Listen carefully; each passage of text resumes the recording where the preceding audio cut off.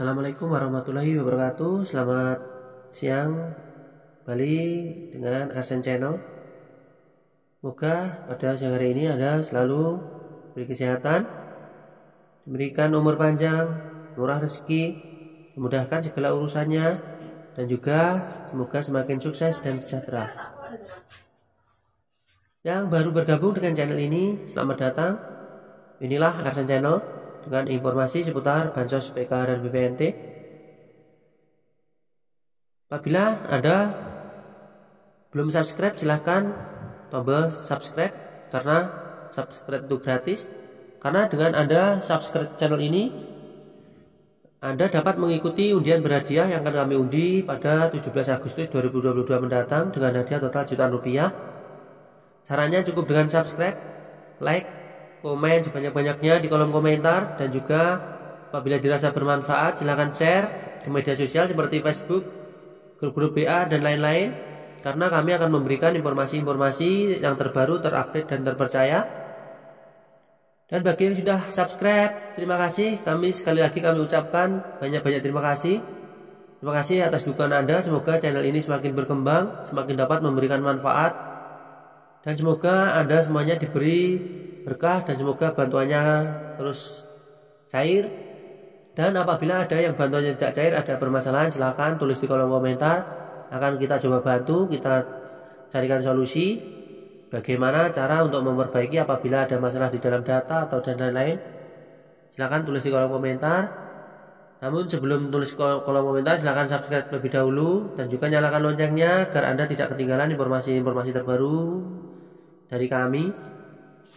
Dan pagi hari ini kita akan kembali mengabarkan bahwa BPNT sudah mulai merata dicairkan, dan juga PKH sudah hampir merata semuanya. KPM PKH di tempat kami semuanya sudah hampir cair. Namun ada informasi yang sangat penting, yaitu terkait jumlah nominal pencairan, bahwa banyak yang tidak sesuai dengan komponen, karena untuk anak SD yang sekarang naik di SMP masih cair untuk komponen anak SD, dan juga balita yang seharusnya sudah masuk SD masih cair balita. Ini justru beruntung karena seharusnya cair 225 namun cairnya masih 750. Namun untuk anak SD yang seharusnya cair 375 masih cair 225. Sedangkan untuk SMP ke SMA yang seharusnya cair 500.000 masih cair 375. Ini dikarenakan belum update karena data untuk pencairan tahap ketiga ini masih memakai data pada termin kedua atau tahap kedua. Jadi datanya sebelum anak-anak komponen sekolah tersebut naik kelas atau masuk ke jenjang berikutnya, dan kemungkinan karena umurnya belum waktunya ulang tahun, jadi masih dihitung sekolah sebelumnya. Dan untuk nanti setelah pencairan silahkan laporkan kepada pendamping apabila seharusnya anak Anda sudah naik kelas. Jadi untuk pencairan tahap keempat nanti Anda akan mendapatkan jumlah pencairan sesuai dengan komponen anak sekolah yang seharusnya. Apabila SD adalah 225, apabila SMP 375, dan apabila SMA 500.000. Dan bagi yang balita naik SD juga harus melaporkan agar tidak ada permasalahan di kemudian hari. Dan bagi lansia yang memiliki dua lansia juga silahkan melapor apabila ada nominal yang seharusnya ada dua lansia tapi cairnya cuma satu atau dan sebagainya. Dan terutama bagi yang disabilitas silahkan melapor ke desa atau kooperator, karena untuk yang disabilitas walaupun umurnya belum 60 tahun, walaupun belum mencapai umur 60 tahun, tapi wajib untuk mendapatkan bantuan PKH, karena yang utama adalah disabilitas, seperti disabilitas fisik yang sudah tidak berjalan atau melihat, mendengar, dan juga disabilitas mental seperti gangguan kejiwaan atau sakit jiwa, dan disabilitas intelektual seperti tidak bisa menulis, tidak bisa membaca, itu masuk ke disabilitas intelektual. Dan juga disabilitas motorik itu bagi yang lumpuh atau tidak bisa bergerak, namun fisiknya baik, terlihat baik namun tidak bisa bergerak atau berjalan atau melakukan kegiatan, itu masuk ke disabilitas motorik. Jadi segera laporkan ke pihak desa agar di dalam DTKS-nya diberikan keterangan dan semoga mendapatkan bantuan sesuai dengan kriteria atau komponen disabilitas.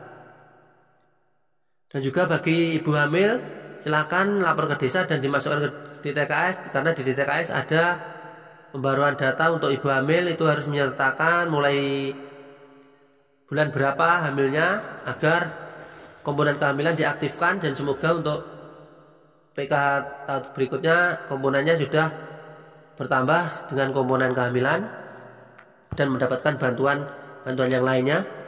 Dan ada juga di tempat kami adalah bantuan untuk WC yang tidak layak. Jadi bagi yang belum memiliki tempat pembuangan akhir atau WC, itu dapat mengajukan bantuan kepada desa, karena tempat kami sudah banyak sekali yang mendapat bantuan seperti yang bisa dibelanjakan seperti untuk kloset, untuk tempat penampungan dan lain-lain. Jadi bantuan tersebut. Dan juga ada juga bantuan yang bisa Anda dapatkan adalah bantuan bedah rumah tidak layak huni. Itu bisa dimasukkan ke DTKS apabila Anda itu bisa diusulkan untuk rutilahu atau rumah tidak layak huni. Apabila Anda memiliki rumah yang tidak layak, bisa mengajukan bantuan dan dapat diberikan bantuan tidak layak huni. Dan juga bagi yang belum mendapat bantuan apapun, PKH, BPNT dan lain-lain, bisa mendaftarkan di Prakerja gelombang 40, karena sudah apabila dibuka nanti bisa mendaftarkan bantuan Prakerja. Itu nominal bantuannya ada setiap bulan 600.000 apabila lolos. Jadi untuk 4 bulan jadi totalnya 2.400.000. Itu lumayan juga. Itu dalam 1 tahun bisa mendapatkan 2.400.000. Itu hanya diberikan selama 4 bulan. Jadi silahkan bantuan-bantuan tersebut. Dan juga ada dana desa. Di setiap desa untuk saat ini ada dana desa. Kalau di tempat kami dana desa dicairkan setiap bulan. Jadi setiap bulan mendapatkan 300.000 bagi yang masuk ke dalam data dana desa. Dan bagi desa-desa yang lain, apabila ada yang belum mendapat bantuan, silakan mengajukan diri di dalam program dana desa. Dan banyak sekali bantuan-bantuan yang bisa Anda dapatkan, tidak hanya PKH dan BPNT.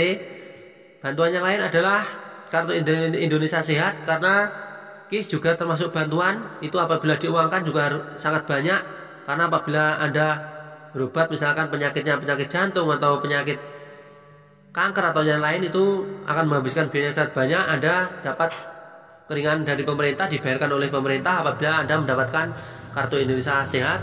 Dan juga bagi anak sekolah juga masih dapat mendapatkan KIP, Kartu Indonesia Pintar, yang diberikan melalui pihak sekolah. Jadi apabila Anda sudah terdaftar apabila sekolah negeri di Dapodik dan dinyatakan layak, Anda bisa mendapatkan KIP. Dan ya bagi sekolah swasta, apabila sudah terdaftar di dalam EMIS, data EMIS di dalam sekolah swasta juga dapat mendapatkan Kartu Indonesia Pintar. Jadi tanyakan kepada pihak sekolah apakah anak Anda mendapat bantuan tersebut atau tidak.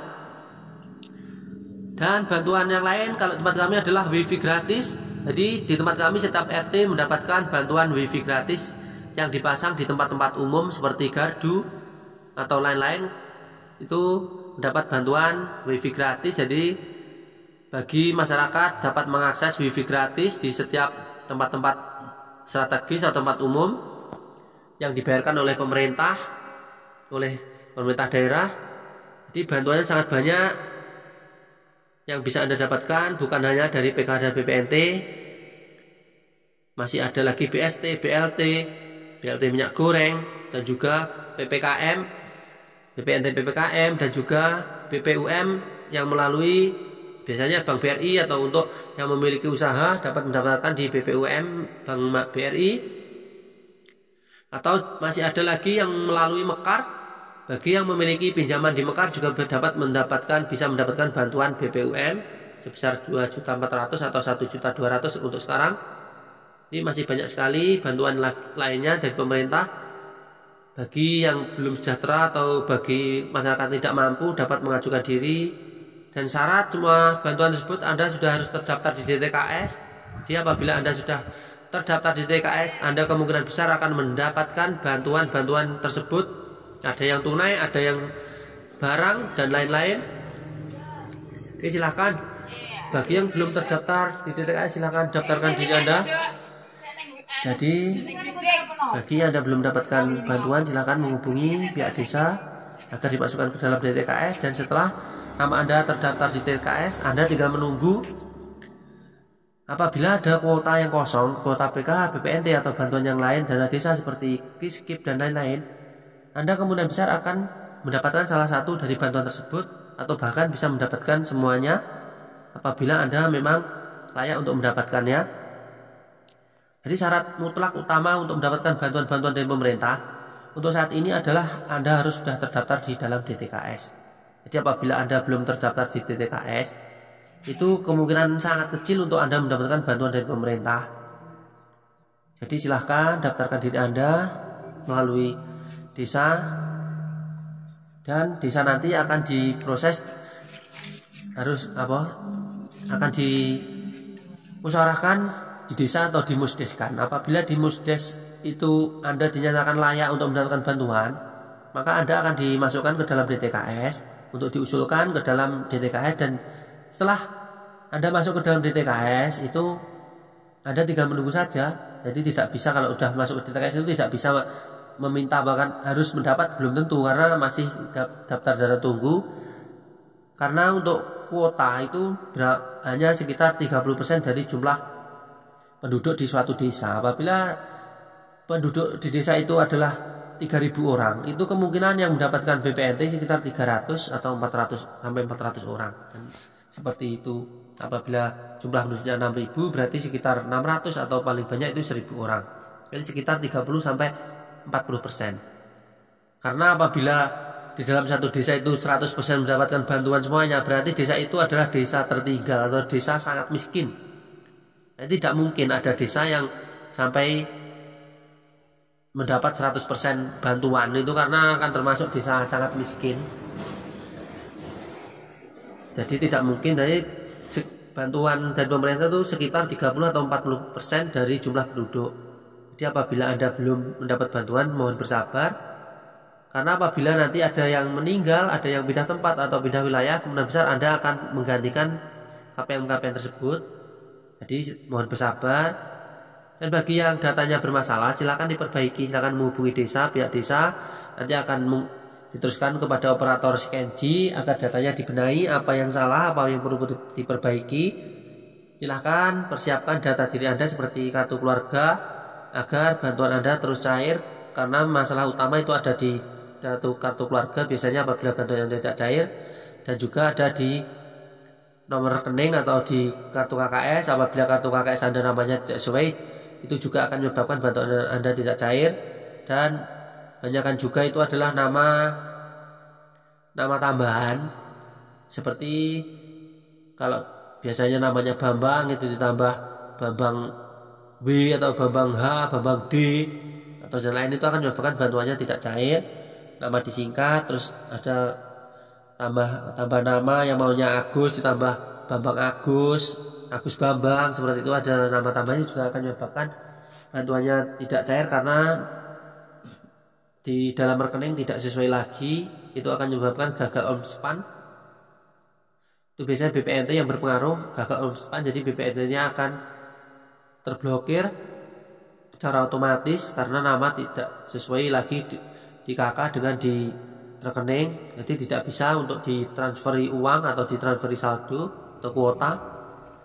Jadi demikian informasi dari kami. Silahkan menghubungi pihak desa dan juga operator SCANG bagi Anda yang belum mendapatkan bantuan apapun, atau bagi Anda yang menginginkan mendapat bantuan. Namun sebelum Anda mendaftarkan diri, lihat lebih dahulu apakah Anda memang layak untuk mendapatkan bantuan tersebut. Masih adakah orang di sekitar Anda yang lebih layak dari Anda? Apabila masih ada yang lebih layak dari Anda, lebih baik orang tersebutlah yang lebih dahulu diusulkan, orang yang lebih layak tersebut diusulkan, barulah Anda mengusulkan diri untuk mendapatkan bantuan. Dan bagi Anda yang sudah mendapatkan bantuan dan merasa sudah mampu atau sudah layak dan sudah sejahtera, silahkan Anda dapat menghubungi pihak desa atau operator desa atau pendamping PKH untuk mengusulkan untuk divalidasi atau mundurkan diri dari bantuan sosial, karena kemungkinan masih banyak orang di bawah Anda yang sangat membutuhkan. Jadi bantuan ini tidaklah untuk selamanya, jadi hanya bersifat sementara. Apabila Anda mendapat bantuan, sebaiknya dijadikan modal usaha, jangan langsung dihabiskan. Karena apa? Karena saat nanti bantuan Anda tidak cair lagi atau sudah dihentikan atau dihapus, Anda sudah sejahtera atau sudah memiliki modal untuk usaha, dan apalagi sudah memiliki usaha yang cukup lumayan dan menghasilkan untuk menyambung hidup Anda. Jadi Anda tidak lagi bergantung pada bantuan dari pemerintah. Lebih baik dijadikan modal usaha. Apabila Anda mendapatkan bantuan secara tunai, itu bisa dijadikan modal usaha, karena untuk berusaha itu modalnya tidak perlu banyak-banyak. Apabila cuaca sedang panas gini, silakan jualan dawet atau jualan es. Itu dengan modal 200.000 Anda sudah dapat. Apabila Anda mendapatkan rezeki itu bisa 2 kali lipat dalam waktu 1 bulan. Jadi uang 200.000 bisa menjadi 400.000 dalam satu bulan, dan seterusnya. Dalam waktu setahun uang Anda sudah berlipat 12 kali lipat. Apabila 200.000 sudah menjadi 2.400.000. Dengan modal yang sangat dikit Anda akan mendapatkan hasilnya sebanyak-banyaknya apabila Anda digunakan untuk usaha yang tepat, sesuai dengan cuaca dan sesuai dengan kebutuhan di sekitar Anda. Jadi lihat apa yang dibutuhkan di sekitar Anda. Jadi itulah yang Anda jual atau Anda usahakan. Jadi jangan menjual sesuatu yang tidak dibutuhkan oleh orang di sekitar Anda. Itu akan sangat sia-sia, akan membuang-buang uang, membuang tenaga. Jadi demikian informasi dari kami pada siang hari ini. Dan jangan lupa ada undian berhadiah Rp1 pada 17 Agustus 2022. Silakan. Cukup dengan subscribe, like, komen, dan juga share, Anda sudah dapat mengikuti undian tersebut. Dan semoga Anda beruntung. Semoga Andalah pemenangnya. Dan terima kasih. Dan mohon maaf apabila ada kata-kata yang kurang berkenan, ada salah-salah kata, dan juga ada informasi yang kurang sesuai. Mohon maaf sebesar-besarnya. Semoga ke depan kami lebih baik. Dan terima kasih. Wassalamualaikum warahmatullahi wabarakatuh. Sampai ketemu lagi di video berikutnya.